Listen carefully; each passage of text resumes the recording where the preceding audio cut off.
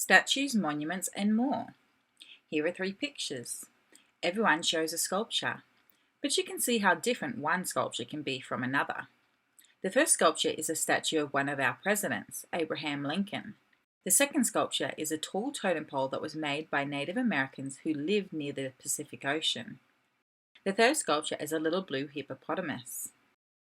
Even though these sculptures look very different, they have something important in common. Sculptures come in all sizes, from figures as small as your thumb to works bigger than a full-grown tree. You can walk around a big sculpture such as a totem pole and you can look at it from all sides. Or you can pick up a small sculpture such as a blue hippopotamus and hold it in your hands. This statuette of a hippopotamus is an Egyptian statue. A painting or a drawing is usually flat, but a sculpture isn't. That's what all sculptures have in common. An artist who creates a sculpture is called a sculptor.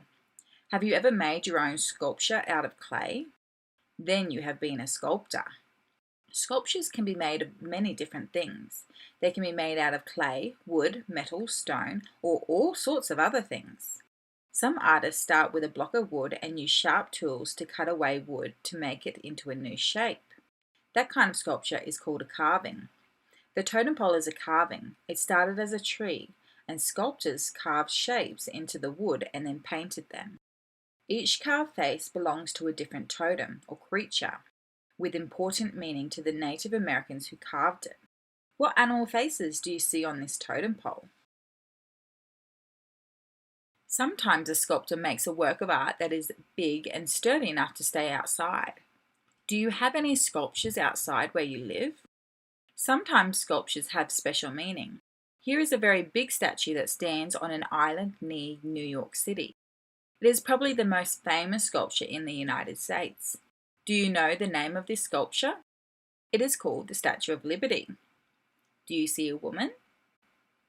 Many people call this sculpture Miss Liberty. What is she wearing? What does she have on her head? What is she holding? She has something different in each hand, doesn't she?